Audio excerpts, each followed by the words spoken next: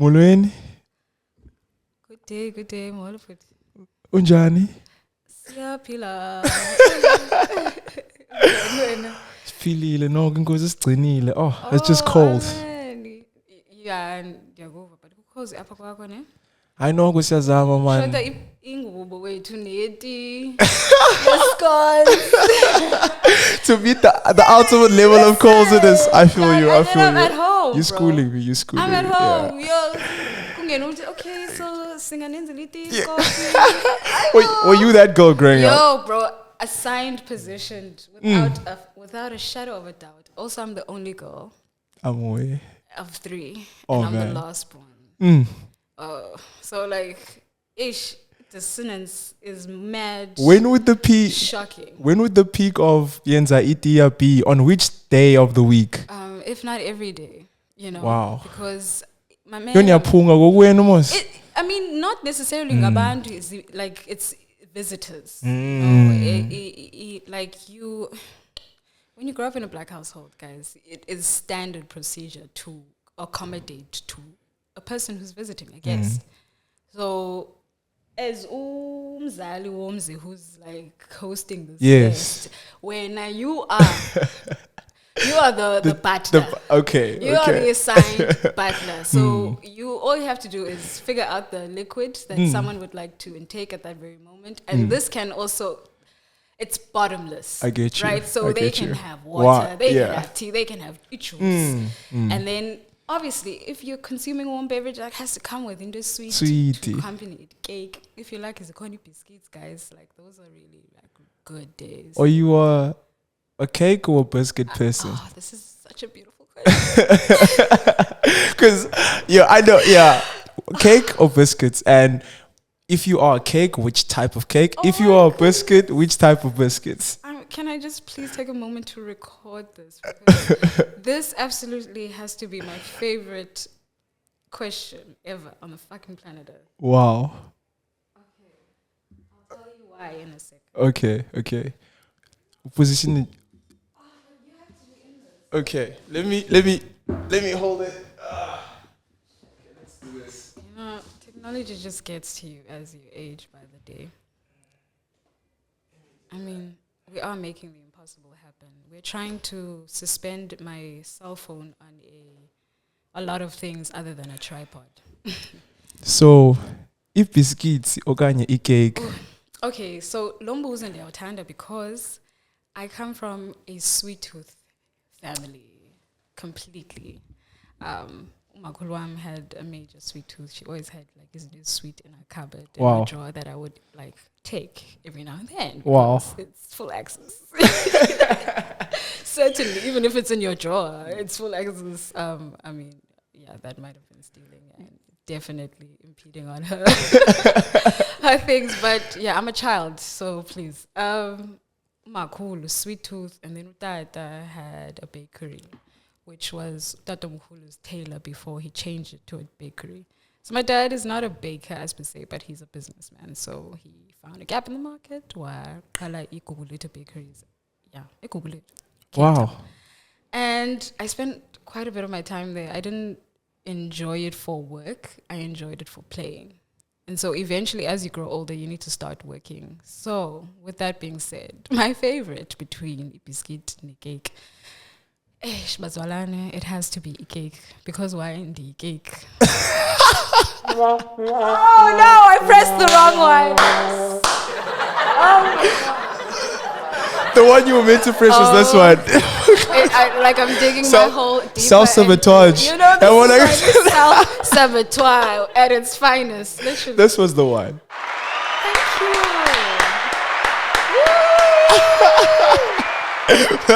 One time. Okay, so Kausiti Keki. What? Cake, choy. Sure. You want to elaborate? Shannon, dizzy levels, you know? You wanna, as you go up, the tiers of the cake, and also the levels within the cake. You three tier, 5 tier like cake. I can't even give you a number. Wow. At the moment, it's probably 27. 'Cause I'm 27. Oh!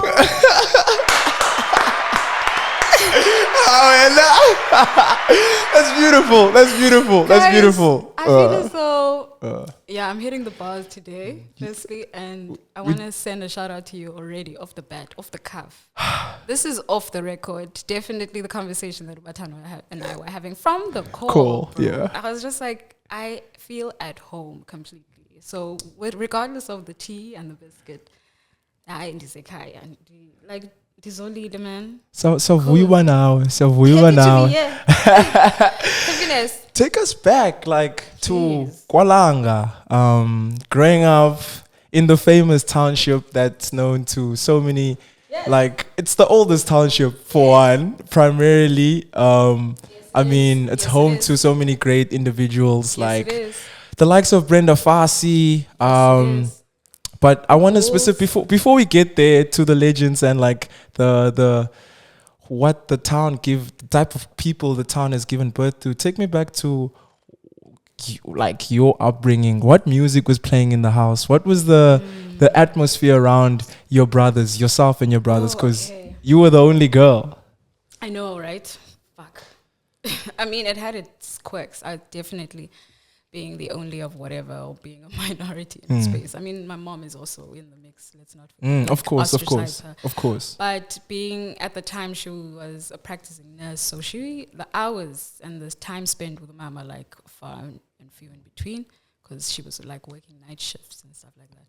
So from what I remember, since it's like quite vague, like spending time with my siblings was a mandatory thing because we had each other. If Dada was not at work, if Mama was not at work, or if there was not really anyone caretaking at the time. So we all three of us, we all have like a 10-year gap approximately between each other. Sorry, not 10. That's an exaggeration. 5 in between each other. So Sans was 37, who's my oldest brother. Sans was Deboho. Luzuko kum. I'm gonna hit them with the full names. Number plate, so everyone will find you. That might be an invasion of privacy yet again. It seems like I have no boundaries, but let us continue. Hey, I'm a free for all. Hey, listen, and then Umsegi, the middleman is Umsegi Sineka Kum, and I am the last born. We also have half siblings, not forgetting black family dynamics. Yes. So yeah, still in that scenario, I am the only girl, and I am the youngest. Wow. So growing up, I did not necessarily feel ostracized, but there was obviously a big difference between us. The one way that I found in connecting with my brothers was through music.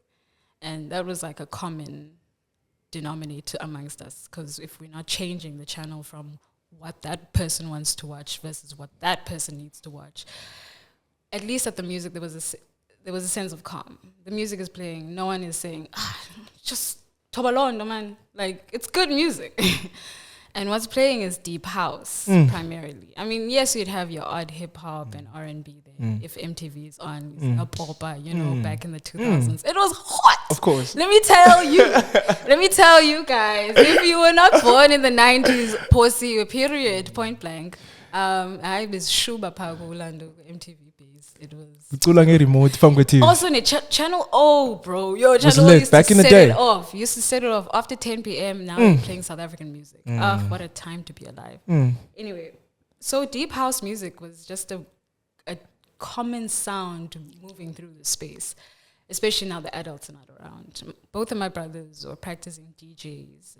Usenzwa was quite a popular one in his time. So I would always be, like a hood legend. I mean, not. Should we give him his flowers? Please. I don't know. Personally, I was like a child. But as I was growing up, it wasn't uncommon to associate my brother as the DJ. Oh, Senzwa G, the DJ. I'm like, yeah. How do you know that? Why do you know that?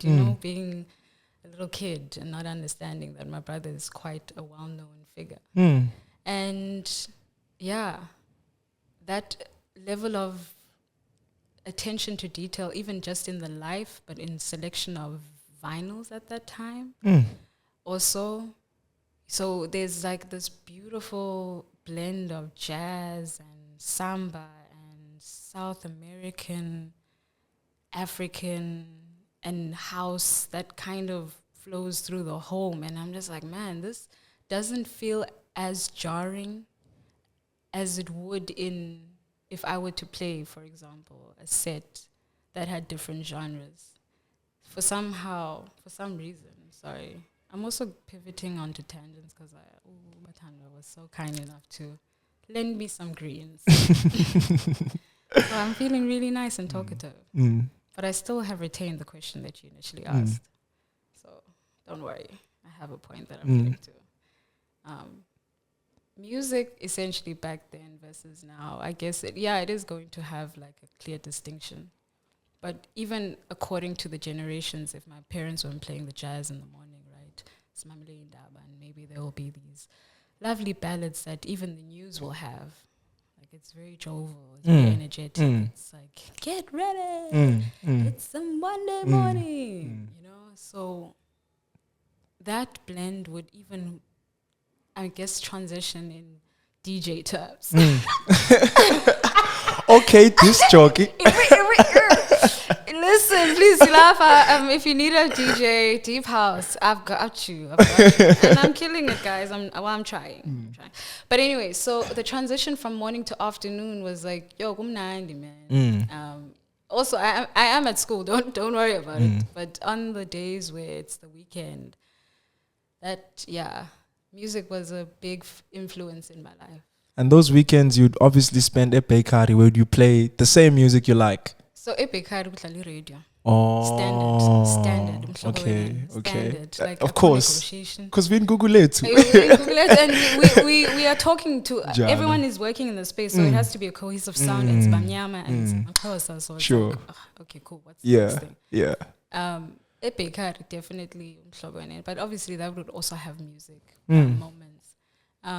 But at home body, and that's where they would practice their music. And not forgetting, like, December holidays, we'd always go to beach as fuck. Like, Strand is incredibly far. Guys, I never understood it. Guys, why did our parents do this to us? Why did our parents make us drive for 5 hours to Boni Beach? Like, come on. But there's you know, but you know what? I'm complaining as the younger me, because younger me wasn't fucking with it. I won't even lie to you. However, hindsight, older me is saying that was beautiful. That was a beautiful gesture to Abazali trying to make the most of an environment and time with their kids. Right? They were like really stretching it out, and those drives actually were quite pivotal to informing my love for music. Wow. So now we're playing CDs. Now we're connecting in different ways. And my dad always at the radio changing the CD, you know, Kenny G. It's also like these beautiful understandings of ballads, right? Donny Hathaway mix. And it's just like, wow. Now I'm also listening to Foreplay. Foreplay is like this beautiful jazz group. And I was like, wow, my head is swelling in how good this feels. Then if you get jeans, like, don't even get into it. Late, like we're always arriving late. It's like the sun is about to set soon enough, but like we gonna fry this meat though. Exactly. We gonna eat this meat whether you like it or not, little kid. Sit up and enjoy time with your family, and beautiful nostalgic memories that I have with music, and that's what music provides for me. It's like a lot of sentiment and vivid memories of things. During that chapter, you also proceeded to take all of that love and like endearment for Umculo, and then you went to produce like a 12-track album, bro. I'm such a ridiculous person. Like you made beats, like. Oh, we're still recording. My thought is long-ended. We should. I actually forgot that it was still recording. Yeah. So yes, fast track to high school. High school for high school where we pass our golden days. Guys, did you even like really got indoctrinated? You went to Parklands, eh? Pinelands. Pinelands High. PHS, represent. Maybe I shouldn't be representing them right now because I've been really crude throughout this interview already. But no, definitely best and worst times of my life. School is really whack. I mean, it's not an unpopular opinion that I'm obviously sharing, but I see it for the value of learning the working schedule in this world. I see it for also developing those foundational disciplines that you need to intake. I'm sure there are not I'm sure, but I'm certain there are other ways and methods that we can also learn those very tools in order to be in a normal but an efficiently functioning society. Okay, and as an individual that functions efficiently. I mean, I don't have to take it outside of what it is.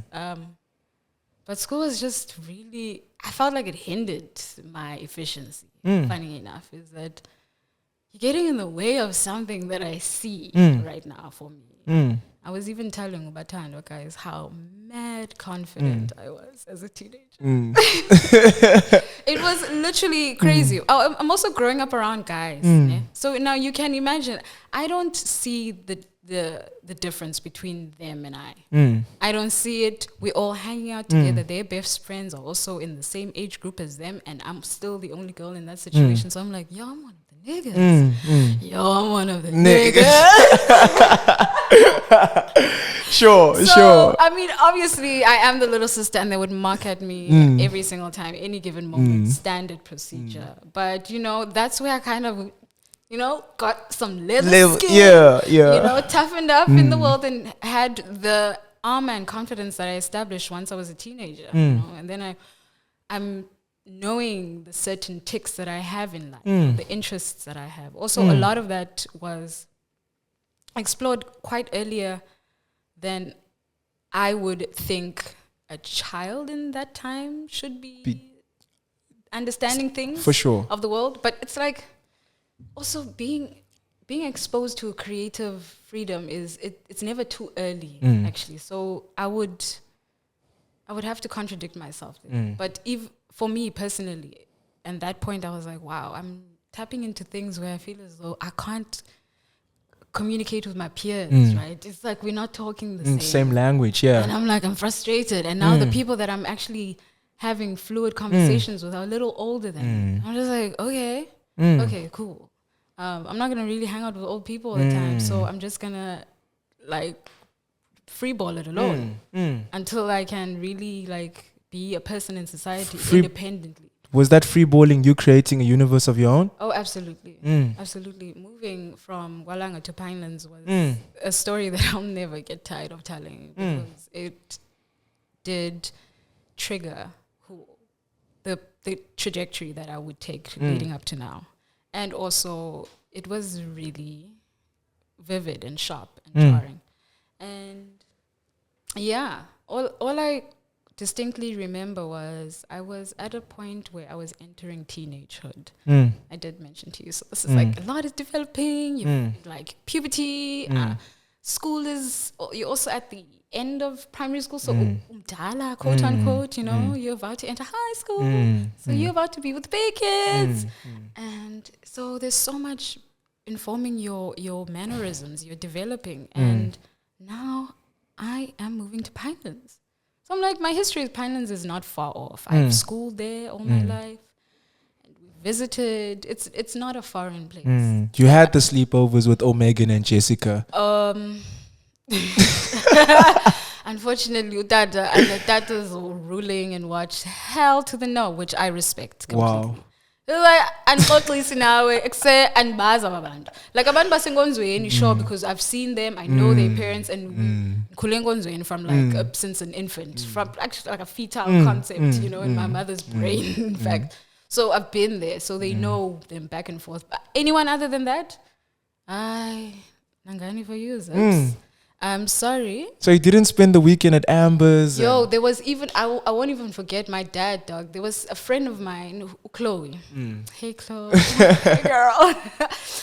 She literally lived. she lived like 5 houses away from me. By lands, guys. You would think that, okay, Dad, you've moved me. With the intention of you saying verbatim, I want you to have a better environment that will be conducive so that you can be able to feel safe to walk outside. So I'm like, bet, okay. Even though that wasn't, I was a part of the plan, but I mean, you're the adults. I mean, like I am a child. But anyway, the point is, where did I lose that thought? Oh no. And there were so many and it was so good. We were talking about how you were producing this 12-track album, but you were giving context to... Yes, you need context. Then you asked me another... Oh, fuck, guys. This is the brain fog. And why you should eat your vitamins in the morning. Okay, I'm going to pivot back to Mnadi Beach. And also being the only child and only girl. I think that's actually where we left off. So my brothers definitely informed me as my taste in music as well as my family. And then we moved on to, oh my word, let's just move on to the next question. Okay, cool. I absolutely, for the life of me. And you know when it's going to return? It's going to return a little later on in another like trajectory of a thought, and then you're gonna have to like fetch it. I think that's the problem. I think the only thing that I want to ask, rather genesis to everything that we've spoken about, is that what did that album sound like? So okay, this album is really important to actually talk about. Do you still have this music? You know, I've avoided this kind of conversation for the longest time because it's a very soft spot in my life. Oh yeah, high school. Yes, I remember the thought now. Actually, high school sucks and I don't understand it. But the reason why it sucked also gave me this like pivot into making music. I had been listening to music a lot. I spent time alone a lot. So I had this laptop which was like essentially on life support. We used it so much. Was it a Dell or HP? Dell. Yo, Dell. What do you know? We all share a similar experience.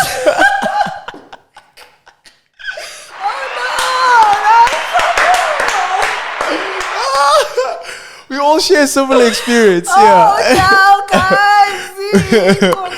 Yo, flowers to Dell.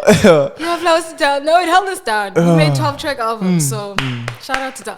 But the point was, it's on life support, and I had just gotten the trial version for Fruity Loops. I'm mad excited. I've just been on SoundCloud, and this is like the inception of like, you know, the wave of okay Tranat, you know, like, or yo guys, yo guys, we were listening to beats, you know, drum and bass, you know, not drum and bass, the one you hear in Germany or in Europe. No, like there was something, a new genre was developing at that stage, and I was kind of, I was in the mix of it. You know, really, really happy to be a part of that world, SoundCloud generation, before he became a producing artist, Tranada. But yeah, thinking to myself that I would also like to make music. Because this outlet of listening to music like this is so cathartic.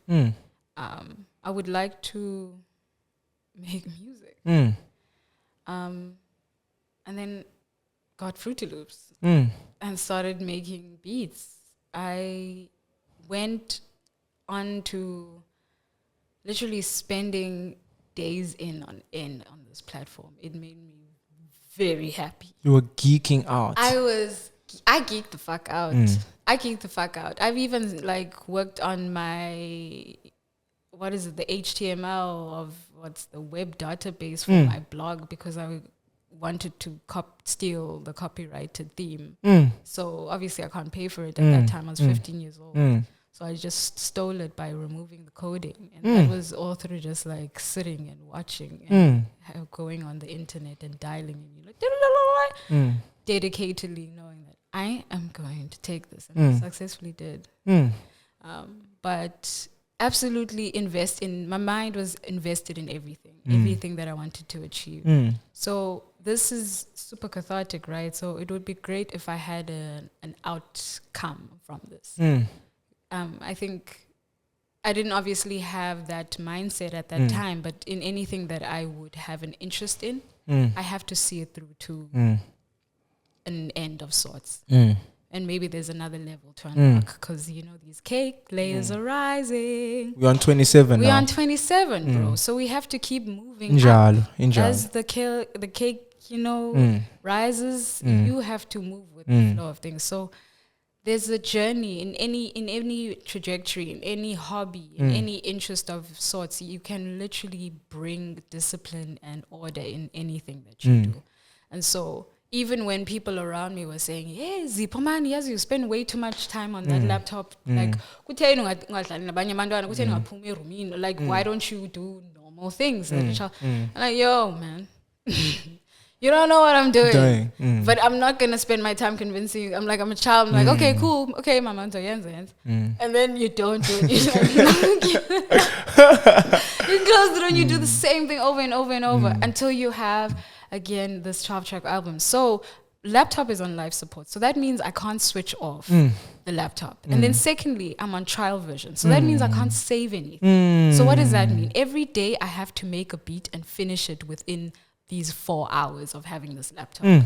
So the time constraints. So now there's already function and order. Like I have these parameters that are set for me, whether they're mine or not. Like if you're living in the world, there are definitely parameters, but you can push the boundaries however you feel because this is your life. Maybe this is also like about second-handedly giving insight to how to manage the unmanageable, because everything that you have a desire to pursue, because you have it instilled in you, you can manage the fuck out of that. Like you've been given a duty. Imagine that it's passed over, enhanced over to your hand, saying this is the big idea. Then look at it, you get a whole like 3D, 4D, like 6,000D in that dimension of scale of like what your purpose and dream is supposed to be. It's like, okay, cool, now it's encapsulated. Tana, this is yours. You're actually supposed to do this. And you're like, whoa, bro, I can do that's mad chaotic. That's huge. That's huge. So yeah, you can do it. Your life will take you there. There, 100%. Take you there. 100%. So setting those small goals, essentially, I had set them for myself, and I managed to eventually arrive at 12-track album. I uploaded 2 out of the 10. I found another one from an old email address. So you guys should revisit those. Those are great letters to self, by the way. Reminders to self. Go read your old emails. Go read your old... Go read that shit. Like, listen to what you were saying and how you were trying to sound smart. You know, because like... Even tweets too. Yo, bro. Really I'm not on the Twitter world, but like I've never been, but like I've had friends who've been like on a reflective and be like, yo, my old tweets are... I had to deactivate because it got scary, you know. It's a scary world out there. It's a very scary world out there. Very scary, very uneducated, very biased, very problematic. Kwanja. Guys, I was problematic as a kid. I didn't know better. I didn't know better. And growing up with niggas, the world...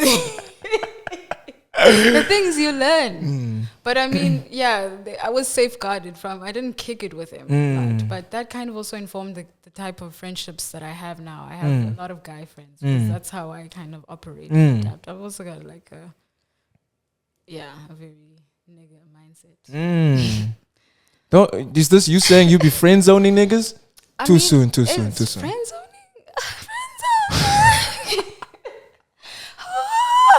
Did you guys hear that I can actually sing as well? I don't know, dude. I view meeting people, since we've pivoted into this conversation, but I view people as people that I like to just get to know.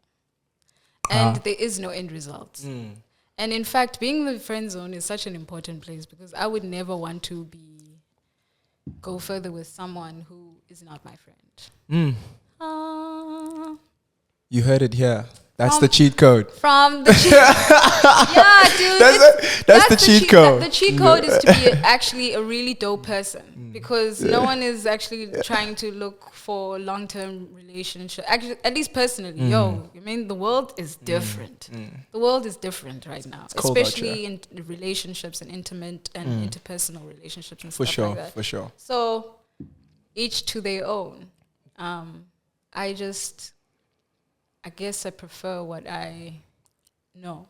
So we were on the topic of high school, and you were taking me through the type of person you are and the emotions and the transitions you were going through. But I want to touch on another important individual in your life that you guys shared a lot of like creative moments with, which is Usipo. Oh, Cool. Your cousin. hey. Let's talk about Usipo and like his influence and the moments you share with him. First of all, there's another nigga entering the house. You know what I mean? It's just niggas.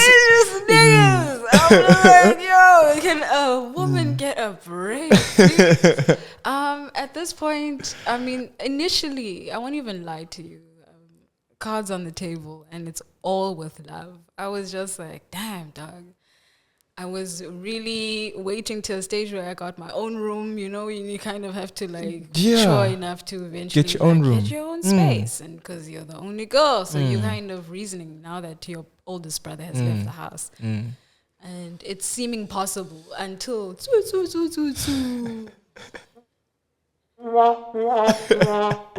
enter Sipo with love. You know, honestly, after all, I mean, we fight. We basically siblings at this point. I've inherited a younger brother, and it's great at first because now we can play with each other.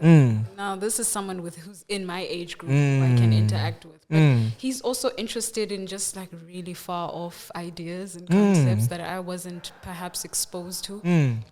So, or maybe not even interested at that point. So.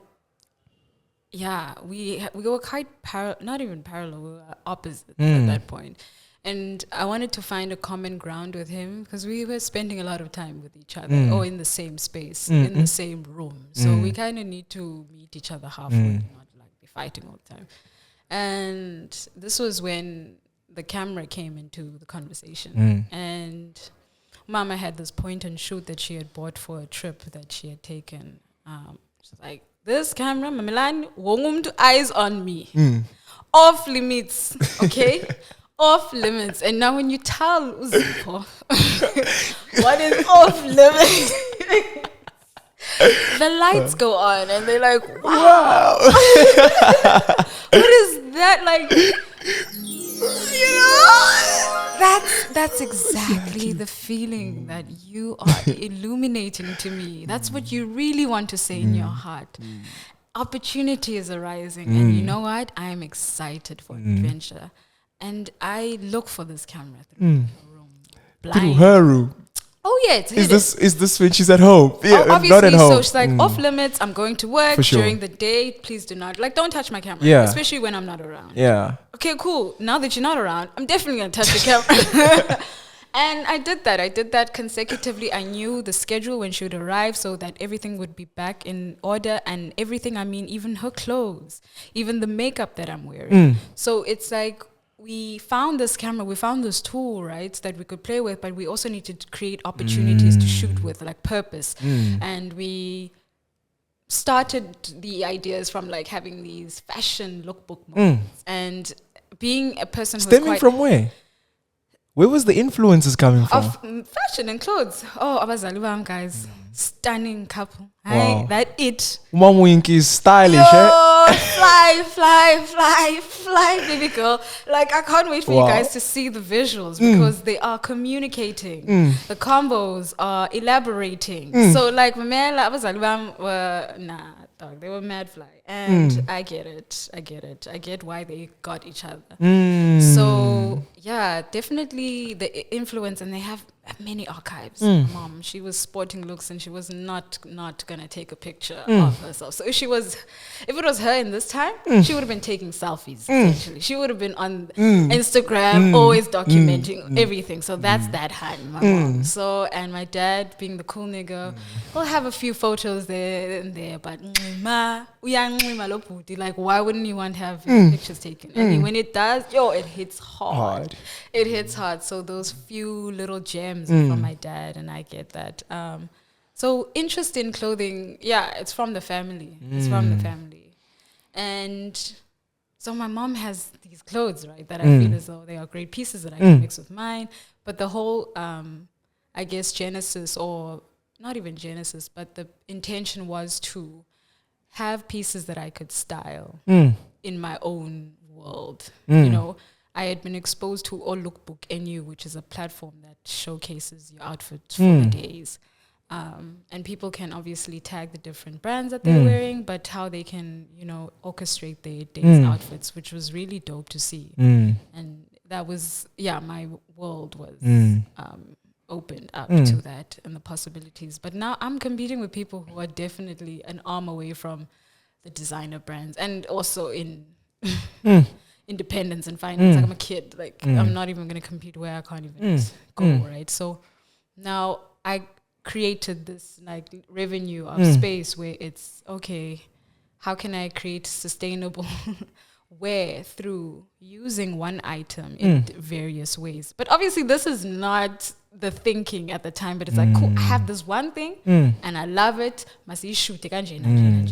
So now we have many like outfits and contents and options, and it's looking cool. Different poses, different backgrounds. We're exploring, we're playing, moving. It's interesting to him now. It's fun. It's active. Now I'm like, okay, I get you, Sipo, and now Sipo gets me. So that's that relationship where it was tooth and nail in the beginning, but now we found a common ground, even to the point where he was like, yeah, okay, so should I need okay, I'm like, man, we about to work. Energy. We about to work right now. I found my person, bro. Yo, I needed my person. Dog. You know, like growing up, you're pretty much the only kid being the only girl, right? But you have people around you, but you don't always have access to them in the way that you would like to.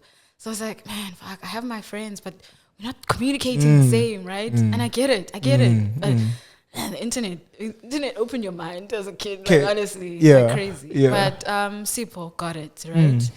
And then Sipo, then When does that like? I know it steadily comes to a halt. You know, it's not even a stop, just a pause. We've seen each other recently, and this is like how many years later? How old am I? 14 years? No, not 14. Like 10 years later. And what is conversation like now? We rarely see each other. We've become estranged, not because of wanting to do so. Usipo also moved back with his family. So it was also time for him when he wanted to do so. And I remember feeling as though like, oh, I'm kind of sad actually. Even though I'm actually more sad than anything, because I thought that I had my person with that we're going to move with. But he had decided to do so, and I fully understood him in that situation. But we always kept tabs on the fact that, okay, cool, we'll try to meet each other mutually, but distance also becomes a factor into in that like concept. We don't have Uber at that point, and we don't even have the finances to be transporting and moving like that. So because distance kind of came in between, but we had family occasions recently, not occasions, but anything that brings us together. So it was wonderful to see him.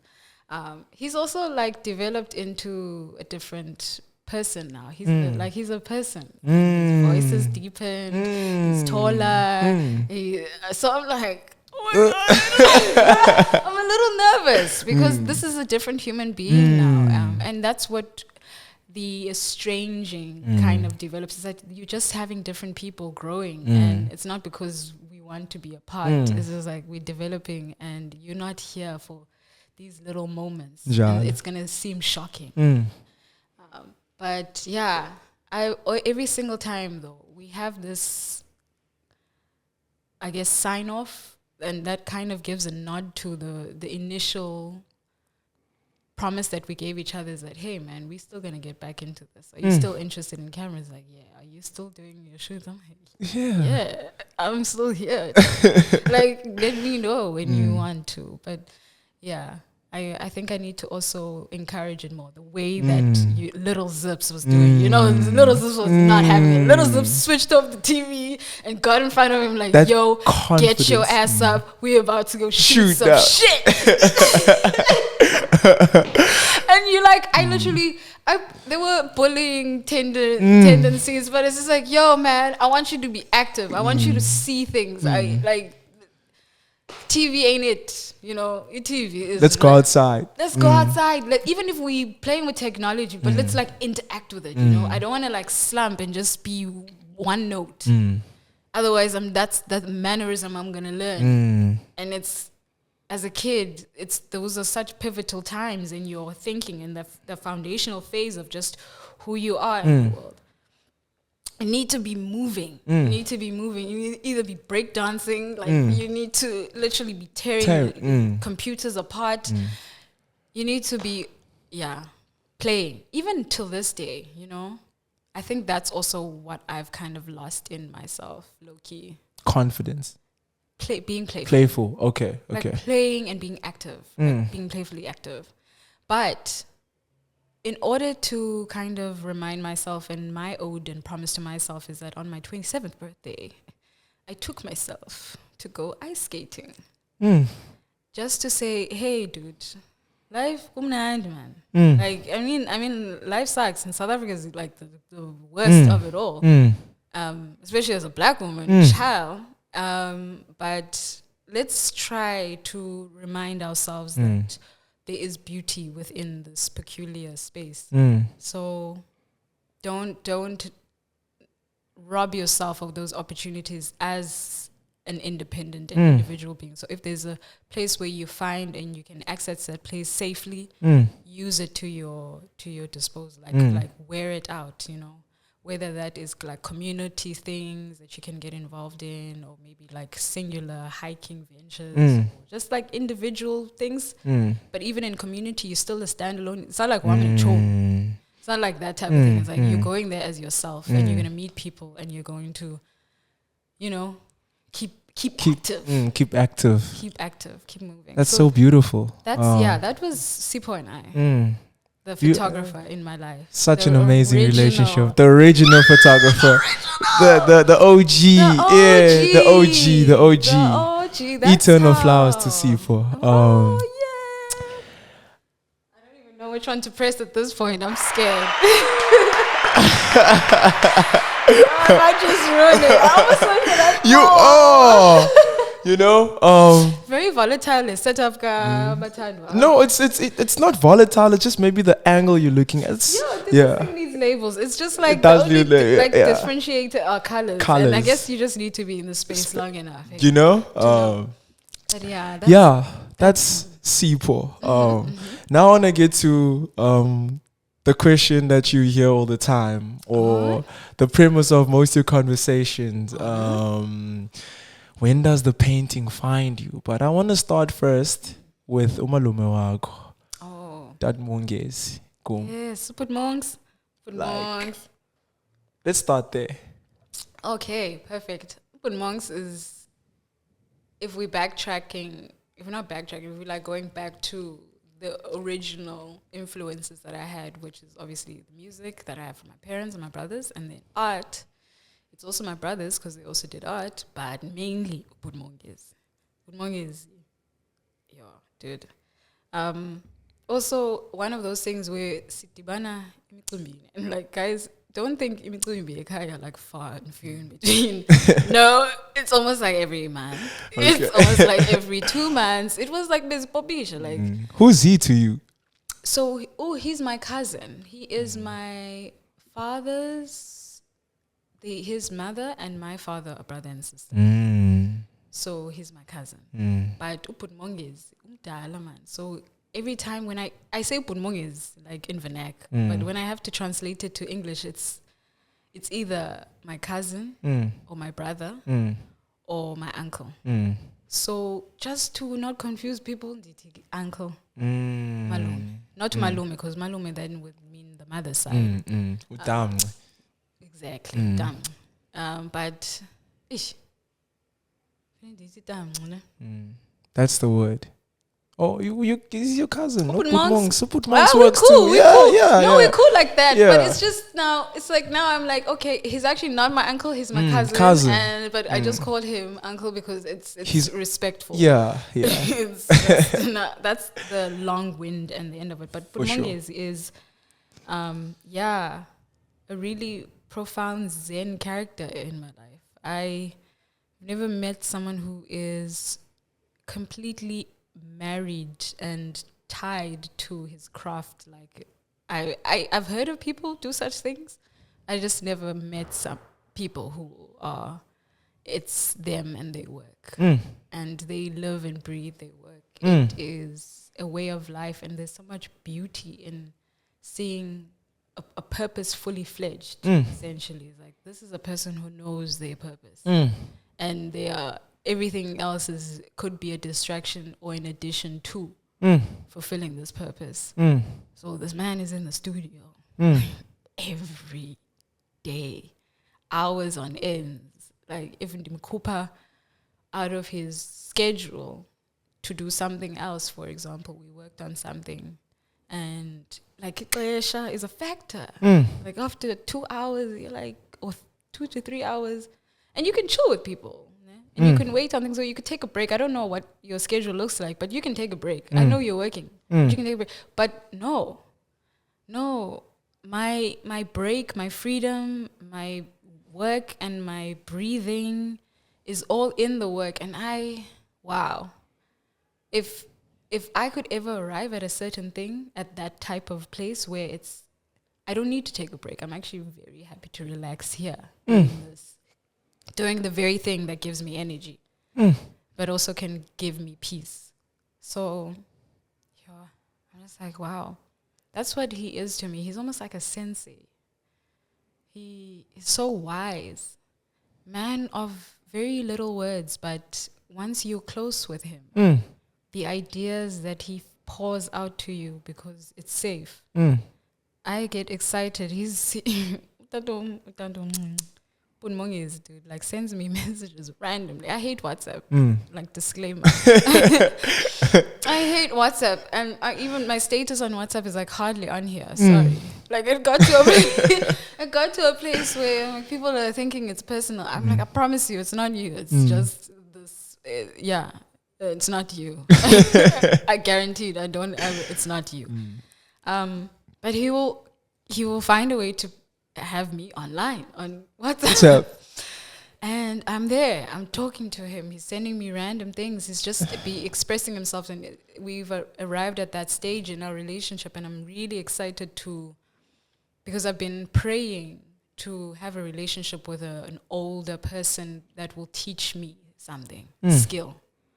And Bunmongezi has such a innate skill for being able, I don't know if it's like painting or dancing at this point, because the movement that he creates in his work is so tangible, it's so real, it's palpable. Like, there's so much. Everyone who comments after looking at his work says, like, wow, like, there's movement.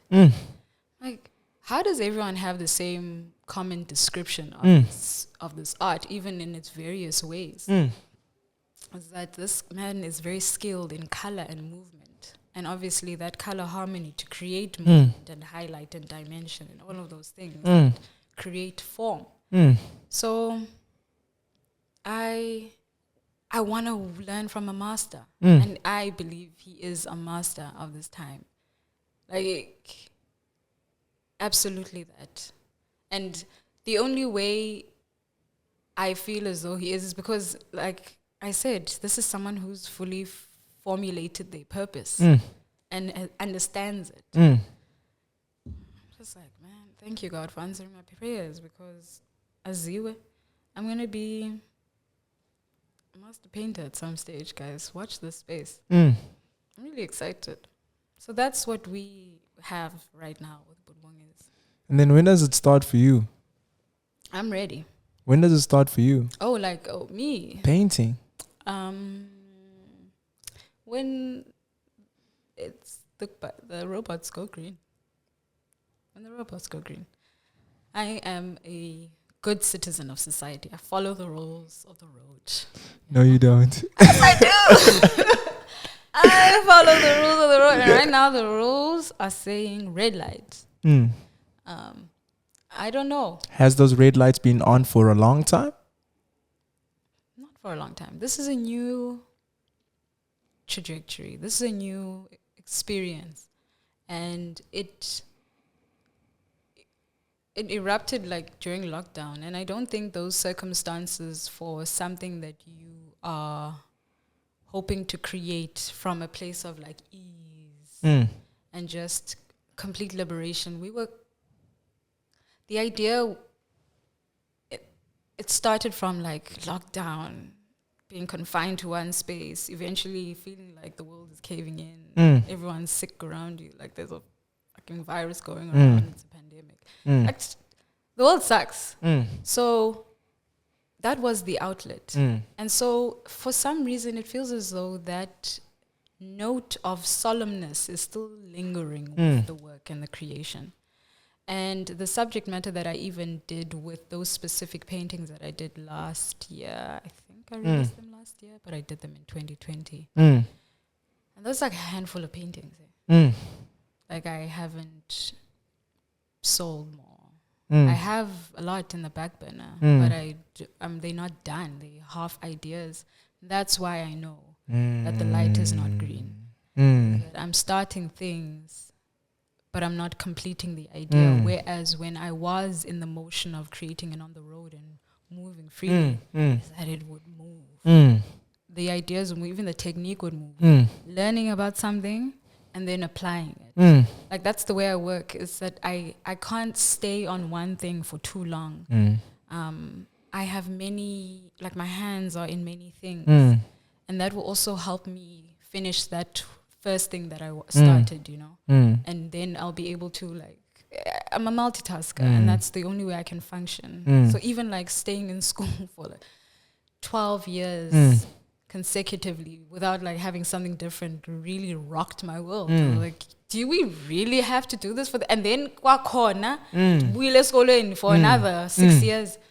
Yo, I mean, school is dope. I mean, I went to school afterwards and it's just like I had to take a breather. I had to figure out something else. I had to pivot. And that's how I treat everything. So right now, this one tangent, pivot, creation, outlet is saying, I want you to be interested in something else.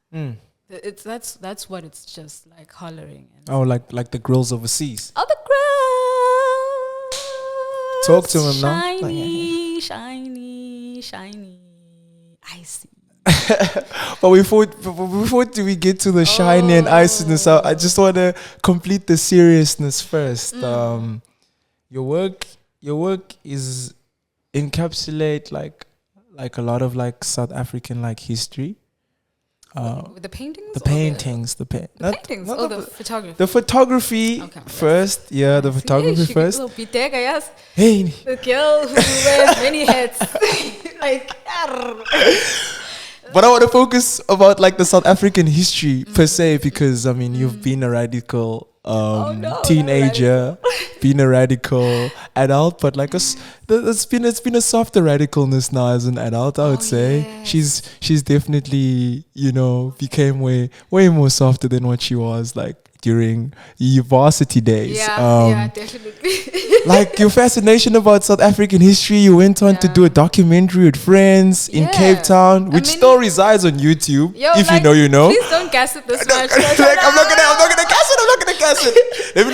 Let me not gas it. I just want to focus like South African history. There was a point in my life where I crossed over to it was feeling like, if I'm going to focus on this thing for too long, I'm not going to get anywhere. I know that the reality is like this, and like I'm in this rabbit hole, but what am I going to do about it? And that hole is a real hole, you know? And to pick you up from that and take yourself out and like, not remove, but like choose to put it in a place where, I want to be hopeful. I want to be optimistic. I want to embrace the world with like a fresh perspective. Talk to me about that. Like, I know you can relate. Life has different waves. You know, we have the highs and the lows. Different plateaus. We have like the ebbs and the flows. Literally, everything moves in its transitions and changes, right? So, absolutely, I believe in change of mind. I believe in change of heart. I believe in change of action. Also, that's how you even arrive to revolutionary Outcomes. outcomes, right? Is that change needs to occur, and it's like a 180. It can't be a half-hearted, which is what we're experiencing right now. This is a half-hearted change, resulting in why black people are still the majority of people who are not financially free, and which would why it would result in a very traumatized people that find that black women predominantly as well as children are the outlets of their anger. And so we have very like exorbitant stats of things. Unemployment is so high. It's the highest in the world. Crime is the highest. It's like, this is a strange place, and the history is not entirely gone. Actually, we're living in history, this rabbit hole, like you're saying. It's really deep, and I commend people. It takes soldiers. There are soldiers who are able to wear, not even put on their armor. In fact, it's built in. Like stainless steel, tring, and enter the day and fight from Zabalaz. Tina, Oganyimna, on the other hand, my heart is really soft. Like, I can cry from an argument. And Umzabelazo, you're arguing every day. So I found my Mzabalazo through another way. I don't believe that the work, or I do rather believe that the work that I am doing as a black woman is revolutionary. Maybe that's like a really big and broad, confident statement to make. However, in arriving at this place, there were no limitations. I was free. Confident young teenager, the world is my oyster. There's nothing that can stop me. And that is the mindset of a person who is free. Like, look at how a white man moves in the world. Hey, there are no risks. And that was me. I was a young white boy. Okay? Free as fuck. Nothing could touch me. And it was now, I can't even be that free. Like, definitely, I can't be. And even in environments that you think you know well enough, even in homes that you think you know well enough, it's like there's so many parameters that have been drawn, hard lines, because of just the physical safety in a space. So it's really tough and doom and gloom. And we do need to also be pessimistic about certain things. You know, pessimism invites also thinking. You know, being hopeful is good in everything. And it does somehow also lend itself to a lot of complacency. So like, the water is flooding up this room, but I'm hopeful that we won't drown. You know, I'm really hopeful. And perhaps the critic is like, yo, like, it's the water levels are rising, guys. Let's break a window. So now solution is being involved. Like, critical thinking is being factored in. So I don't mind a little bit of a pessimist in the conversation. Like, someone who's saying, ku ya nyiwa. This country is going to burn down in 5 years. Watch this space. I actually am like, wow, tell me about it, actually. Tell me about it, why I should prepare, you know, what I should be doing to prepare. Is that's what that person is saying, is that, okay, let's do something about it. That's what I would hope, you know. I guess it's just a great imbalance in this country, and being a partaker / also spectator, you know, in some circumstances, it's like, I don't know how far I can even go for myself. You know, this world is so heavy.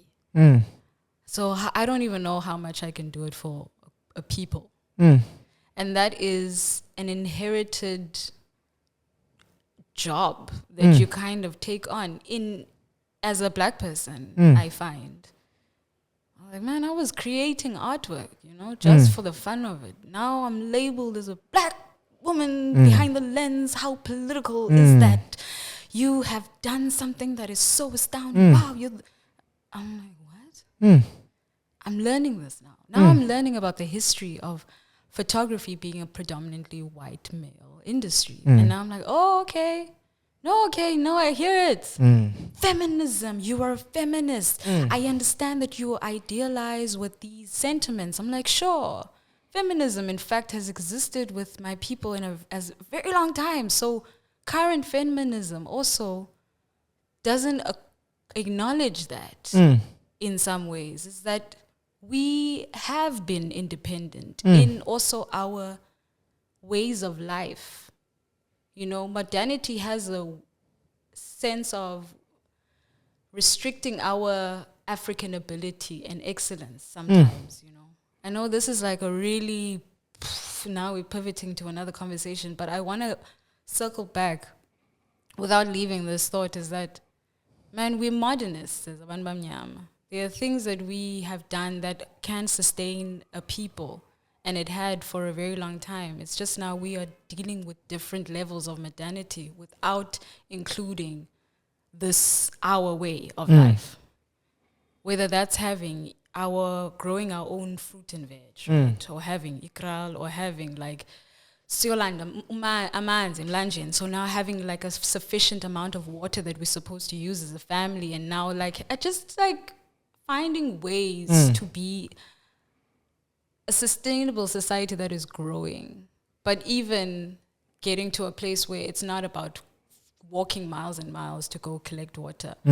Maybe there is I don't know, what are the possibilities? There's JoJo tanks now. Kind of, I feel like it's modeled after the same. It's collecting water. It's a well. It's a very big bucket. And yeah, I find it like there's so many opportunities that we have not adapted, but hopefully we are in this current state. So I am finding those questions through growing up, number one, as a black person in society and operating and moving from that place. And it's just better to speak from there, you know. That's true. I mean, I can certainly speak on and maybe touch on highlights of my history, but that's not where my heart is right now. My heart is actually in just feeling good every day right now. I want to feel good today. And I want to look real good today. I look real good today. On a lighter note, I want to speak about like your recent travels, even though they were work related. You've seen parts of the world. What was your most eye-opening traveling moment? Ooh. Like when your eyes were really open, you were like, okay. Oh wow.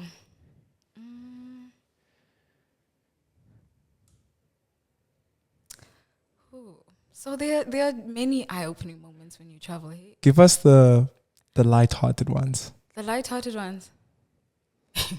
You know what's so funny? I'll just quickly run by this. My mom took me on that 8-day Euro trip thing as a result of like we were supposed to travel with my history class, but I didn't have money in time. So the cutoff date, I missed it. My mom was like, Sam is better, so you better Tina. In fact, Tina, we're gonna travel many countries, nigga. So my mom, shout out to Powerful. her for Yo. I love that black woman. You know, like yo. But we're gonna talk about her anyway. We went through, and I had a quest in mind. So I was a part of a collective at the time. It was called the Conformists, but the point was not to conform. We were a bunch of black and brown kids that had cultivated from like our history class. And we had just obviously learned about like black history, you know, and the black consciousness movement. This is obviously later in the high school years of our curriculum, which was really sad. But anyway, that didn't stop us from starting our shit. So I had an agenda for that June-July holiday to document music and speak about what people's interest in music is, how they feel when they listen to music, and what's their favorite song. So that was very simple, brief. And I was really focused. And that was very eye-opening in terms of engaging with people. I'm a young kid, like I'm a teenager. and I have this point and shoot camera, and I'm interviewing people on the plane. The camera's right up to their faces, and you can't say anything, right? You're talking to a kid who's literally trying to make the most of a project, and you can only do nothing but support them. You know? Of course. Hopefully, yeah. And the majority of people that I met were open to that, and I got to learn about music through those encounters. Wow. You know? Sergio Mendes, Gilberto, and it's like I was enlightened by just hearing other people speak about their encounters with music. So that's what it's called. The document is called Music Encounters on Tony Goom's page. This is like young me spitting, and it's dope. It's really weird and deep also at the same time. I was trying to be deep. I won't even lie to you. It's like really strange for a little kid to be talking like this. But I had a purpose, and I was really passionate about it. So shout out to that little kid. So that was eye-opening for me very much. My mom opened my world to, you know, that's deep, dog. Like my mom opened my world, as in I came out of my mom. She opened my world, and now my mom is the person to show me the world. Wow. So, yeah, beautiful stuff by Umama Okum. And then Tokyo, Japan was also like incredible. It felt like home away from home. The warmth, also the dialect, you know, some of the words that sounded quite vernacular, like une, and there's this one named Tukuya. It just sounded familiar, and also the mannerisms and behavior of when you enter a space, you abulisa, or you like acknowledge the space, and so instead they bow, and like, you know, that's how they acknowledge Tina Siabulisa Mugeni, it's like that's the similar exchanges in those little nuanced things. And food culture also quite interesting. I had to spend a little more time to decide, but highlight of the trip was got to see Erykah Badu, dude. Let's talk about it. Please talk about it. Let's talk about it. I mean, where do we start? We start at the point where I'm in Japan, right? I'm doing a talk at this Wired magazine conference. It's fucking dope. And then an audience member is like, as a form of gratitude, I'd like to gift you with a ticket to an Erykah Badu show. I'm like, what? Shut the front door.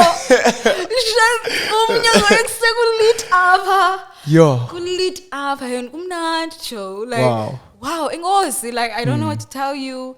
But thank you.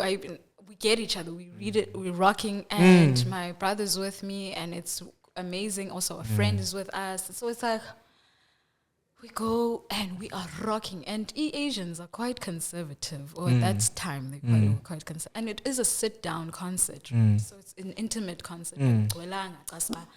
You know, dilapha no Erykah hamba ndiye stage ndicho ngimela la track. I could have done that, you know. It was that intimate, It was that, but I had to sit on my seat because I'm not trying to be like, I get you. detained in these places. It's gonna get weird. But wow, we were singing along, and it was amazing. She's an incredible performer. She's an incredible artist. Like, she's super excellent. There were also like these installation beams that were happening with the lights. So it was just really simple but effective. And she had this beat mixer next to her. So it's beautiful. So Imbu Sisters, got to also go backstage and meet her. I mean, not like that. You know, meeting is sitting down. Meeting is saying hi. Yeah. Hi. Yeah. But I didn't meet her in the way that I would have liked to meet her. I did meet her though. That's beautiful. We shared a hug. Wow. And I had a roll of film that I was shooting. You always with a phone camera. Yeah. As we speak, we have a film camera. I should take a picture of you. While you're answering the question. Yes, dude. So I had this roll of film that I unfortunately lost, dog. And like apparently film is like hard to get These days. I heard that, dog. Is that true? Because you Zippo, I mean, it's not an hard exercise for you, right? No, it's not like that. I haven't had a problem. Oh, is what I'm saying. Okay. Maybe your plug is always plugged up. How do I pose for this one? Okay, right now I'm describing to the viewers at home who cannot see what is going on. So, walk them through. Zips is sitting on the right-hand side, on the left of Ubatando, holding a big-ass camera that she doesn't know the model of because it doesn't belong to her. Sorry to my friend. You'll get it back soon enough. But there is a beautiful roll of portrait in here, which is really beautiful and decadent to brown skin. So if you're looking for an insider's note, some of us, actually a lot of us know this, but portrait is good on black skin. Okay, so... Should I have it on autofocus. Okay, Let's cool. not forget that because we ain't trying to like shoot like that.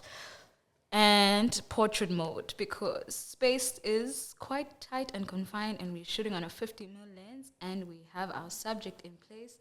We are getting focus and...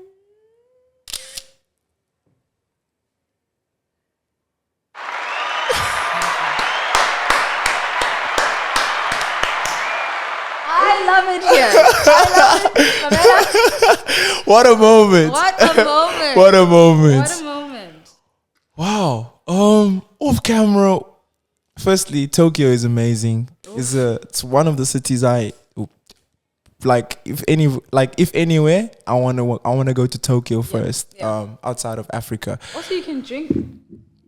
You can drink on the streets. Really? Yes, it's legal. That's lit. It's lit. That's lit. Literally. That's lit. Yeah. No. Tokyo is absolutely everything and more. But off camera, we're talking about one of your one of your favorite designers to come out of Cape Town, Nicholas Kutz. I wanna. Just the flowers. Yes. I definitely wanna direct the conversation to fashion and style. We were talking about like your love for scarves and like the texture of like how he was able to design this incredibly like amazing, like well considered scarves, which like still live through us to this day. It was Dingy, shout out. Shout out to Lumkanyum Dingy as well. That's the family for life. Yes, for paying homage to that, let's talk about it. Let's talk about it. Like, I mean, dude, you're putting me in a corner, but I'm so sorry. Always on my way out. I'm so sorry. but just to get into it, I mean, this was a relationship that was still budding with Nicholas and I. We had been communicating through the socials, and I had seen his work, and he had been the Al Rising Star winner, I think, when Al South Africa was still operating here in South Africa. But yes, so he was on the radar, and I was blogging at this time, like valid, fully, solely, wholeheartedly in the fashion world, but still having a quirk, where I'd have staged images, but it wasn't with a message as per se as like you would have with my current works. So yes, talking, they creating, they also have like this really particular niche avenue that they create in, which is like the knitwear. And once Nicholas Kutz found the avenue, and the avenue was expressed through these scarves, long, chunky scarves that have these textures, as we were saying, and dimensions, which I was saying to you, it's basically creating 3D formed wearable pieces. And it speaks to just the ethos of the creator as well. It's like that scarf is a Nicholas Kutz scarf. That style, that pattern is a Nicholas Kutz pattern. And I was just amazed by what he was doing. And we had these moments where before I would travel, right, I'm like, hey, Nick, hey, Nick, can I borrow some clothes? Nicholas, please come over. The warmest human being on the planet Earth, residing with his parents at the time, and the studio is back at Bekenlin. So I'm like, Nandi, man, go cozy. So we relax, it's like put on everything, whatever, try on everything, have fun. And it was just those really short moments I treasure, because it was, as I was saying, a budding relationship that I knew in my heart. I'm like, I want to grow with this. This is someone who is going mad far ahead of his time. Had, like I was showing you the images when I was in Italy in 2017. I was wearing those fits with the Nicholas Coote scarves, dog. You know, Tebe Magugu, and the collaboration with Woolworths and the pleat scarf. I mean, it's not scarf but skirt. Woo! I'm running out of breath, but the clothes. We here on this. breathing. Yeah, yes, of course, the of course. clothes are exhaling. Your perfume la. Mamela, even better. Where's your perfume? Like, For real. Joe. Like, just throw on a Nicholas Coote scarf, guys. My outfit went from bullets, shots fired, and it was impactful. And unfortunately, the untimely death of him, it felt like a moment that was robbed only for Lukhanyo, his good friend, then to pay homage through a collection which I believe, my God, stunning. And also now Lukhanyo's skill and ability in creating in knitwear now, I believe that is a great trajectory in his fashion line that will completely make him a star player if he isn't one already. It's definitely with these tones that he's using, these pattern and color harmonies that he has established for himself. So it's like warmth. It feels African. It feels black. I don't know how clothes feel black, but look how your things clothes feel black, and not just specific region of black. It's just blackness. And once you can still have your mark of approval, your like, is it a stipend? Stipend or patent? Oh, patent. Yeah, once you have your patent, bro, and you can still say I'm from here, and you can still see it within the pattern work or the detail or something. That's really dope. That's really dope. So that's my long and end of Nicholas, and now continuing living through the great Lukhanyo, so in his own caliber. So I'm super happy about that. I don't know, were we leaning more towards New York? Yes, should I just please A-ball into New York? Tell them about New York and that beautiful dress you were wearing. Exactly. So now I am now wearing a motherfucking Lukhanyo dingy dress. Boo, boo, boo, boo. Do we even have that? No, we don't. Do we? I mean, we should test it out. We should just. I mean, that's the club, Yeah. but what's that? No, that's not exciting at all. Okay, we'll leave it to our imagination. It's just like Swing, swing. that beautiful. Was it green? It was green. Oh So you my know what the God. crazy thing is? That pattern of that dress. So it is a mix of silk and what's wool? Wool. Not wool, but mohair. Mohair. There we go. Is it the one that he sources from Burkina Faso? So I'm not sure where it is Okay, sourced. okay. But if you will correct me if I'm wrong, I'm not that type. No, I also stand. I geek about like luxury like that. That's how I'm just. Okay. Yeah. No, I geek about luxury like do that. you know where it comes from too? Yeah. That's stunning. At least now you know, like, John, sourced from. You get me? Comes from. Yeah, no, I rock with that. Mm. So yes, it's like this New blend York. of linen, not linen, but silk and mohair. Those are the two primary materials that is used in this blend of dress, and it has like this particular pattern that is plastered on the sides of the dress, and so the dress is quite sheer, but these patterns on the sides of it kind of cover the areas that need to be masked. But it's so graceful, it's so sexy, it's so beautiful, it's so artistic and well made. And I was just thinking to myself, wow, this dress is so beautiful. It looks like molded cheese. And I know the arrival of that place is like quite peculiar, but my work completely spoke to that place. So it was really fitting, you know, other than the fit itself. The dress was really fitting to the occasion. Wow. And what the work was speaking to, which is that Milked in Africa series revisited in 2021, shared and showcased in New York, 2022. Beautiful presentation. I mean, that was just a dress. Do you even like imagine when I start talking about the work? Oh my gosh. Crazy, eh? Shit is crazy. Let's talk about right? the work. Oh no! Because I mean, the dress needs to meet the work. You know what I mean? And collectively, it's another tier raised on the cake. Chewing. Yo, this cake has got levels. Yeah? It does. Very tall cake. Very. 20 feet tall. The work. I was so excited about this work. Hey, I had the idea had erupted around 2020.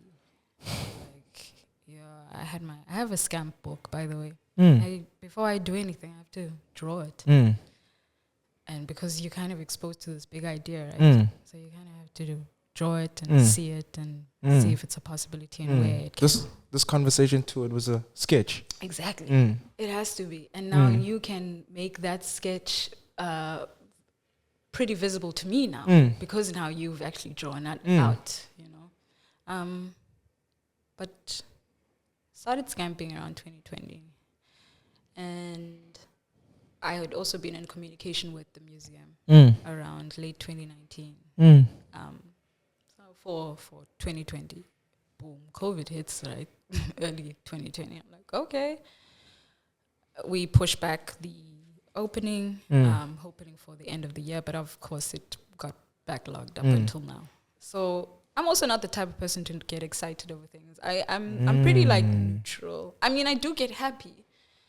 But when it comes to my work, I'm pretty neutral. I don't know why, but it helps with just managing my expectations and also remembering and grounding me as to why I'm creating. It's not to land up somewhere. Creating because you have to have this outlet and this purge, and not because I'm going to be in a museum. No. So it got pushed back a lot. And I was okay in still creating the work, regardless of whether the show would happen or not. And that relationship warranted that only because I was like, yo, dude, there are these existing pieces, but there's a developing idea. Are you willing to be behind this? This is history. You know? I'm going to pitch it to you. I don't care. I believe in this 100%. And I didn't even have to. I guess the work spoke for itself in the past. And they're like, yo, we believe in you, dude. Tell us what you need. Let's go. Then the reality kicks in and a little bit of imposter syndrome hits you. But it's like, okay, man, you've been tasked with this big idea. It's been grounded to a manageable size, but you will definitely achieve that. And we arrived there, you know, working with such incredible people. Usually my work process consisted of a gallery that would manage all of the production expectations. So I would express the big idea, knowing that there are legs and arms and brains that will flutter and go off and bring these things done to me. For sure. But this time, I wanted to do it alone. I wanted to challenge myself. I just come from a year of like slouching around, you know. I was just like, things need to change. You know, things need to change. And yeah, change is good. And change can, like I mentioned earlier, it's like change is a 180. For real change, it has to be an opposite. And hit a solo dolo mission, bro. So I'm like, okay, cool. Let me manage my career. Let me be on production. Let me be on pre-production. Let me be the creator. Let me have the ideas. Let me also negotiate the terms. Let me also find a way to get in contact with the right lawyers so that we can negotiate the terms. What do you want to achieve for your business? Also find the jargon, the proper intentions to establish for myself to have a sustainable career. And just being like, man, that actually sucks. I just want to be an artist and create the work. And so just going through those flows and then still arriving at this place where, you know, once you have a purpose and it's a godsend and it's sent out and written for you, everything will come into place from me having incredible friends like Umzonge and Keenan and Fanky and all meeting all those people from the same circle. They are one circle of friends and they have become my friends Mm. because they are such incredible creators, even to the extent of working with writers who I had developed those relationships with, but didn't actually have the opportunity to, entertain that, and say, hey, actually, what can you bring on board here? Can you bring on your expertise? And asking for help. Yo, this was I'm not big on that. Hey, it makes me nervous to ask for people's time. I feel like people are busy, but once it comes down to being alone and you being overwhelmed and someone is just saying to you, hey man, you're not alone. Actually, you're not alone. Reach out to your folks, reach out to your people. Actually, people want to help you. And that's what I got, people helping me. And going out, meeting a Kristen from Black Betty Jewelry Designs, and them coming through. They don't even make grills, but I'm just like, yo, dude, I need a jeweler who can make grills. It's like, I love your idea and you're so passionate about this. I am willing to make grills. Let's make grills. There's opportunity for everyone. Everyone is like out of their comfort zone. Everybody doesn't know what they're doing or has just an idea of it, but everyone's stepping into a territory where it's like, ooh, it's different. However, there's a management that's sustaining this relationship, and this expectation is that we're all in this together, and I believe in you. And that's what I had to also learn through this time, is that I don't have to do everything and take everything, even though it still felt like I was doing everything. I made my hats. I made my hats. My hats, they took fucking long because whereas before I had gotten a hat maker to make the hats, but then I looked at the bill and I was just like, let me try this. Let me try this. I've always been an active creator. Why don't I just experiment? There was a lot of hand-to-hand combat and won the good fight. Also, refining the message was something that I wanted to establish as I continued this narrative, and finding other outlets of expanding the message and the narrative. So refining it and expanding it sounds like an oxymoron, but it works. I'll tell you how. So the subject matter starts from like 2016, where there's this figure that I use within the series. She's a woman who has a green pigment to her hue. Why green? I mean, green just looks nice, guys. Everyone's been asking me, why the color green? Like, green actually is a great color. I mean, I haven't figured out the reason. Like, trust me, it's okay. It's okay. There's no reason other than the fact that the color green is great. And she is used as but she is a representation of a continent. And I would liken a developing world or growth in society to a woman, and having that ability to grow and maintain things is what I liken in the individualistic sense as a woman, or in the human sense. And also, women kind of emulate nature, and I guess maybe that's where the green is derived from. Question mark. But the point is that women are able to bring life into the world and sustain it. And that is kind of through birthing and having a baby and breastfeeding. So there is this asset that the woman she is, and there is this asset that she produces. And the milk is used in this work as a metaphor, as this asset that she produces. She is the country or a world or a nation or a people that is rich and full of this asset and is able to sustain a really healthy life for people and the world, whatever. She's an asset. So in the earlier pieces, 2016 and 17, it kind of explores these like organic, original, primitive states that she's in. So there is like head regalia, or head wrap, And there's also like these behaviors of carrying izinto on your head, things on your head, that is very synonymous to our upbringing and our history as Black people. And it's not a foreign image or a sight, right? So there is just ode to history and tradition that the earlier pieces speak of, and also the existence, of the milk is in placement to her body or her parameters, right? It's like literally of her, and it's still in its original and organic state. So fast track to now, 2021. 4 years later, here we have this woman again. She's looking mad different. Like, her pigment is not like that earthy green anymore. Like, it's not natural or organic. It's seeming like a little flat. Like, it's got a hand in it, It seems tampered with, essentially. And her regalia now is different.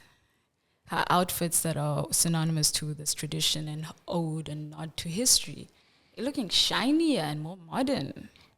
In fact, the things that are adorning her now are not traditional things, or just nothing, or just plain her. It's, in fact, like jewelry, bling. Like, she's iced out. So you're like, wow, she's upgraded. Nyana. Like, you can tell she's very influenced by the first world or the Western world, and there's like this removal of original state. So the idea is to follow this acid that moves through different pressures, and remember that the acid does represent a people, a nation, a minority, like you, the African in this context, the Black woman, if you go further in. So she moves from this really natural, organic state where she was living a life, even in those states where she was compromised, such as milk someone for something, where she's breastfeeding a white baby, and kind of that jarring image of a woman who looks like Mother Mary, who is still within her green, organic, textured hue, nursing this white baby in this red cloth, but seems to have like a poise and a face that is still exuding a grace and a calm. But like understanding it from our history, it's like, it's a little uncomfortable, and yeah, maybe a little uncomfortable. But the note that kind of highlights within that series is that the more the woman breastfeeds, the more she produces milk. So even though that she's being taken, or the acids are being circulated or taken from her, she's still able to sustain and produce and maintain her, who she is. And that kind of speaks to who we are, right? So there's that milk. Even the relationship with conflict or conflictive things, they don't affect her. But fast track to now, they have affected her. It's no longer original states or things of her. The cheese, in fact, doesn't exist as her or on her. The milk rather, doesn't exist on her. It exists as products of her. So we have cheese, that's a dairy product, that's a milk product. And we have ice cream, that's a dairy product, that's a milk product. And we have milk bags, that's a dairy product. So they do have like this mirroring or relationship, the images versus the 2021 images versus the earlier pieces, is that they are synonymous to one another. And I can't really go through all the pieces because like you're gonna really get me talking too much. But I think it's worth reading up on because there are these beautiful parallels. I mean, like contrasts between the works.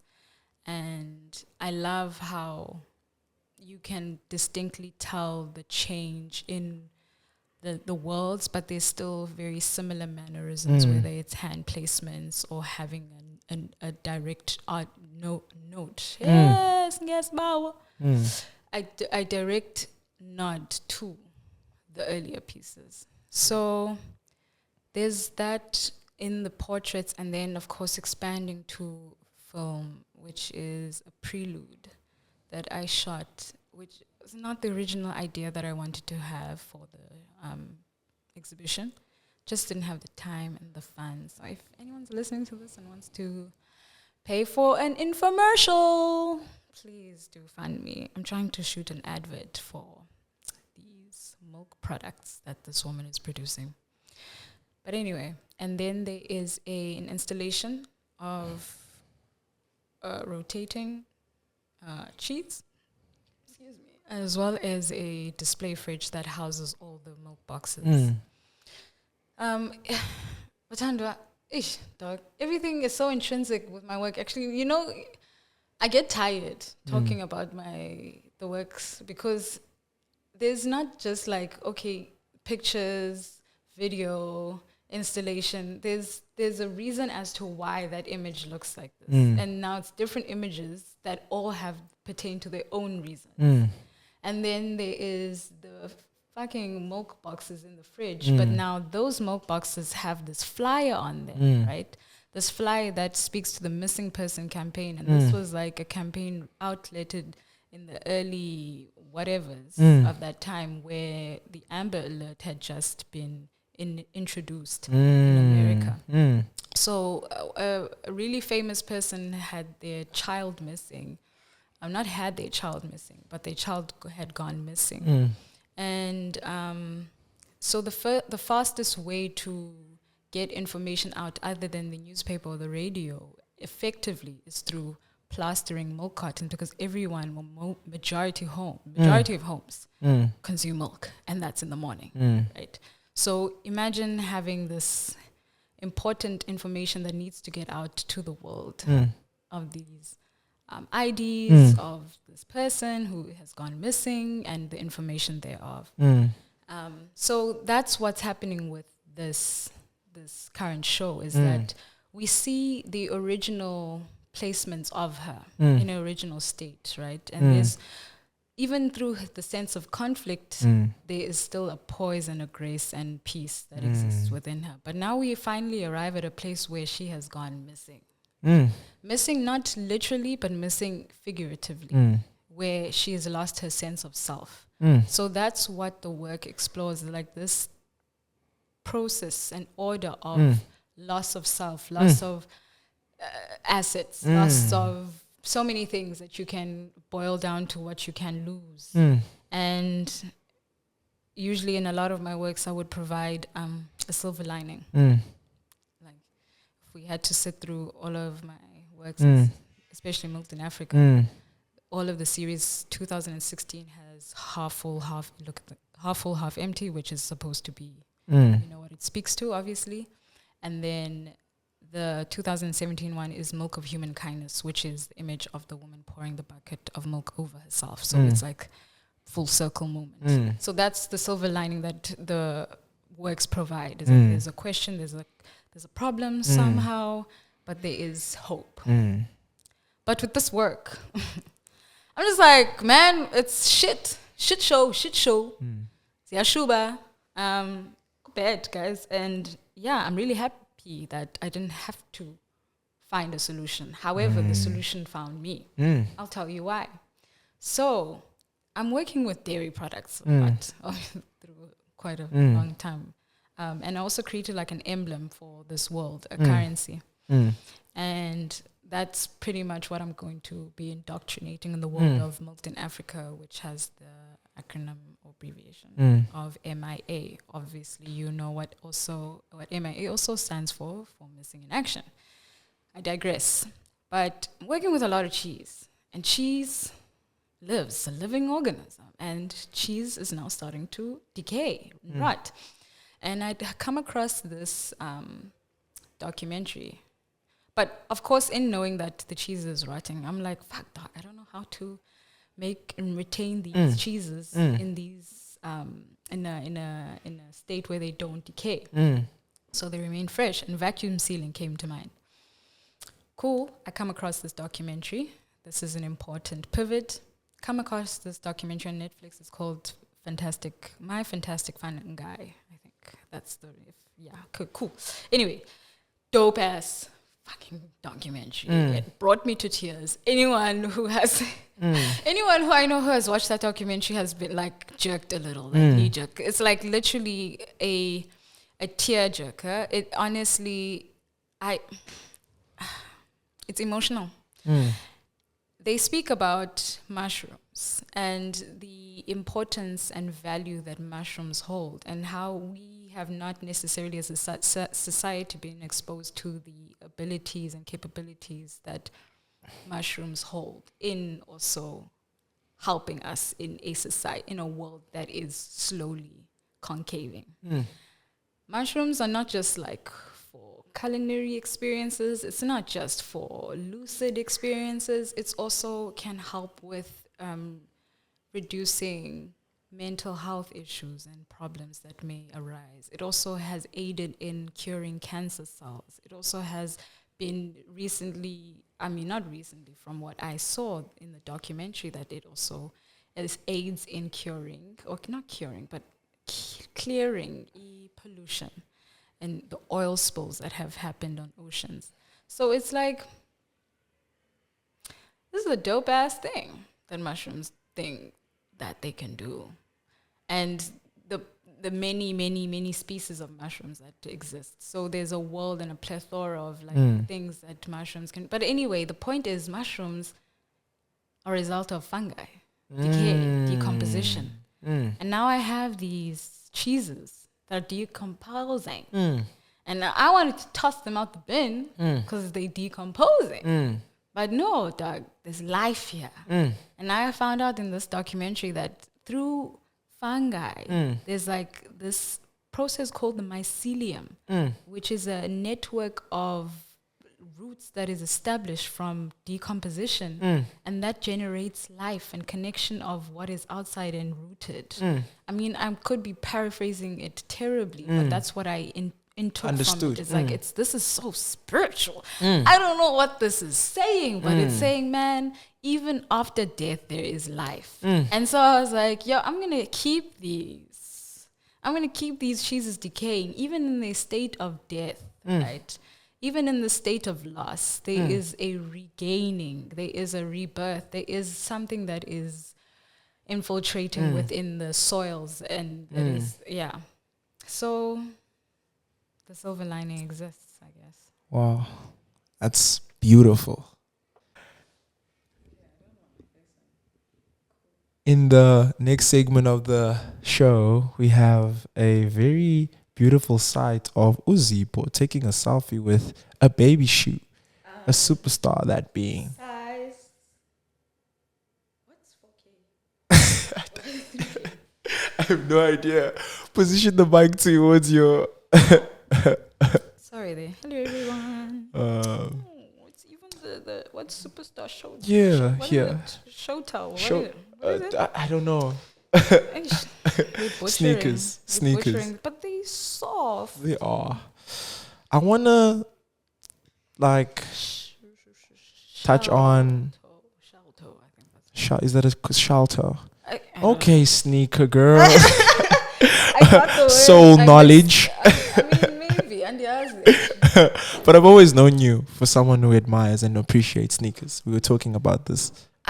Yes. Yeah. So if you want to send me sneakers, go ahead. Size 3. UK 3 size 4. UK 4 is okay. Also, we need to start broadening the smaller sized sneaker collection market. It's a protest in my mind.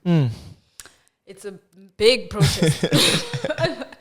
Do you know how angered I get when a sneaker drops or the shoe that you want? I just got word of the Jordans that I just got from the show. No, she ruined it again. I can't believe I should be fired from this place. Complete a banned abomination fucking cheating. I don't know how I keep going for that one. Actually, maybe I think my heart likes it. Oh man. My heart likes the sorrow. Yeah, no, I definitely hear you with the smaller shoe size thing. Yeah. We need to get some smaller shoes in the mix. Okay, we also want to be rocking the same shoes. Don't get it twisted. You don't even need to change the colorway. The colorway that you select for everyone else is really great for the smaller feet too. Trust me. True. You heard that. I want you to mention any names. Touche. Yes. Yo, Cape Town is a small, tiny island. Island. I want to touch on what that living and feeling good feels like for Rutoni. Oh, Zippo, please paint that world for us. Paint that world for us. What I have learned is that we all just go back to ourselves somehow. I was saying to you how I spent my birthday was reminiscent to my younger self. And so doing that on my birthday specifically, not on my birthday, man. Not on my birthday come up, on my day of birth. I'm telling myself that Jonga, have fun and don't be scared, do it alone. I had planned to go with friends, and obviously everyone's has a 9 to 5 and living normally. And I want to go ice skating midday. But yeah, the push came from the homie, and I was like, can you see? I was like, I'm funny. I was weird because I was weird. Say, Puma, uye Grand West, uyo ice skate, I was with the banana band, and vele I did. It was the best thing. And that's what I feel is my calling, is to be good right now. Is to really be at peace, and my soul to be good. I think I had done myself a little bit of a disservice for thinking that I have to, what's the word? There's a word my friend uses all the time. Tapped in? You always have to not to manage. Gatekeep yourself? Not manage, but to uklala in a situation where you don't want to. Oh, almost no more I know What's what the English word? There's an English word. Not complacency. Not complacency either. It's not to sustain. Yeah. It's not to. It's to. Ooh, what a God. But it will come. The word will come. And she mentioned that I don't have to do that. There is an innate negotiation that women have to sign off without negotiating, in fact. Oh man, this word also it'll come. But regardless, I don't have to stick it through. In other words, is that I don't have to stick it through. If I'm not cool with it, if I'm not comfortable, if it doesn't set to my standard, or I don't have to nyamezela. Yabona isiXhosa nyamezela. I don't need to nyamezela. And yeah, have a good time, dog. Do not compromise your happiness. Not with anyone. And that might be the most selfish statement, but the world that we're living in, trust me. Trust and believe that that's how it functions. And that's a bit one-sided. And maybe someone else can educate me on a different point of view. I've tried the other, where heart is open to everything, right? And I would love to give my heart to everything. So it's just manage and what you give. And that also helps my expectations be managed within every parameter that I give myself in. Because who I am, I give. Whether that's in work, whether that is in business, whether that is in play, whether that is in relationships, whether that's in family, I give my heart. So there's a balancing of sorts. And now that has spiked my happiness exponentially. Like, wow, the happy. And also the stakes are low. The stakes are mad low. And that's important to manage those expectations. And having a good time. Putting priority on having a good time and finding those joys alone and with self. It's important to be alone. I guess it's not even about loving to be alone. I just know alone a lot better than everything else. And that's just come from upbringing, of course. Even though you just like, your mind can ostracize you. Like, you can literally be alone in a room of people. And so, yeah, I've managed to build a relationship with myself. You can be your worst enemy. But I have taken the time to develop a relationship, a friendship with myself. My heart, my mind, my soul. Like, really pouring into those relationships more than anything else. Because I spend the most time with this body and with the organisms that make it operational. So I'm like, I need to invest more time in you. And so finding those pleasures of life and not just owing it to bedtime and not just owing it to a break, but giving it to the good times, the bad times, the most successful times, the self, like alone, being alone in that, and just really ingesting. When I was in New York, dude, the moment I arrived in New York, and this was not the first time I was traveling alone, I didn't know the tipping system, how it works in New York. Because I'd always like had my brother who was managing, so like many things were not in my conversation a lot. So tipping system in the cab, right? So I decided, let me take the most cost-effective route, which is the cab.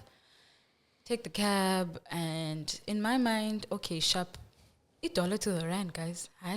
Sure. And I don't have money to play and spare. I don't, unfortunately. So comes the bill. Now I have to tip. So I'm like, I'm not sure how the tipping system works. And I tip as I do. And what I can afford for that day. Yo, ebe sweet kanjani, Jo. Wajika. Like, get out of the car. Is that all you're going to give me? I'm just like, sir, I asked you what I should give you. You said give whatever. And I am not from here, and I'm really sorry. I also can't afford to do more right now. Like, I am not even playing. I'm being mad honest with you right now. And because it's already costing me, like in South African rands, 2,000 rands. Just to, almost close to 2,000 rands. Just to like get from the airport to be here. I'm just like, man, dog, this is a human situation. But anyway, sharp, pull me doing abrupt. I'm in New York. So like there's this influx of emotions. Like I'm in New York. But that first encounter was so whack. I get to my room, I start crying. And I start crying and I start crying. And I'm just like, I don't know what I'm doing here. And like something in me is like, yo, man, welcome to New York, sissy. Like, these are tears of joy, man. If you really think about it, you're just happy to be on the ground. Exactly, where you need to be. So take that in. You just got overwhelmed. This is just how they move here. So adapt, sissy. Adapt. That's all that is. I'm like, oh, yeah, dog, adapt. New York City. Wow. What an incredible place. Definitely. I just want to say that. Why are you saying oh?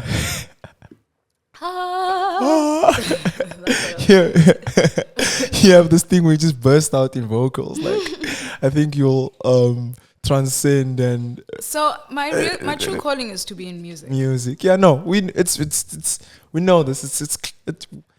We're excited to see the trajectory towards music. Yeah, like it's very like definitely, and it's something that's gonna happen naturally and no other way. Zipo, thank you so much for coming through today. Like it is. Shout out to Crip. That's the sponsor. Crazy! Can I have this? Yes, you may. Oh my gosh, I've been getting so many things. It's also because like, wow, Crip Protect, the Yes. ultimate rain and stain resistant barrier. Flowers to Guard them. your sneakers, guys. Flowers to them. Thank you so much for coming today. We are in awe of the person you becoming. We live through the places you see. We relate to the stories you tell. It warms our heart to call you our own. Like it's an incredible witness. Like it's an incredible sight to witness. It was an incredible conversation, and it will probably sink in when I put my head to the pillow tonight. Also, she's an incredibly difficult person to get hold of. No, she's. I mean, but I guess it happened in due time. It happened in divine timing. You're a bird. You can't get a hold of it. Just have to catch the bird. I think the biggest theme out of this conversation, out of everything that you said, is that umlomo yadala, and it's shown in your journey. And the best thing we could do is give you flowers and celebrate you, and this is that celebration of you. Thank you so much. Thank you. That was so wow. That literally felt like cotton candy. Is there anything you want to say? Lastly, message to your younger self, message to the people that's listening, and the final note. It's like the shout out on the TV. Literally. It's that moment. It's that moment. First of all, shout out to God, shout out to Izinyanyas, Umbinga, Wabizebonke, Mokwena, Jola. I see you, my people, my dad, my grand, my mother, my family, my friends, my chomies. Shout out to Tandwa for getting me to speak. It's been, I'm not a big speaker. I mean, I have a mouth on me, but I just get a little nervous sometimes. So thank you for encouraging the nerves to do best. The nerves are not an enemy. They're the friend, actually. So shout out to everyone who knows me. Shout out to everyone who knows me. I'm a simple girl, guys. That's what I have to say. Yeah, Nansli gig. Nansli gig, yo. Do you know? Can you play music on this thing? We can. Please play Erykah Badu's 20 Feet Tall. The only thing about it is that we can't play because we're gonna upload this to YouTube and then there's copyright.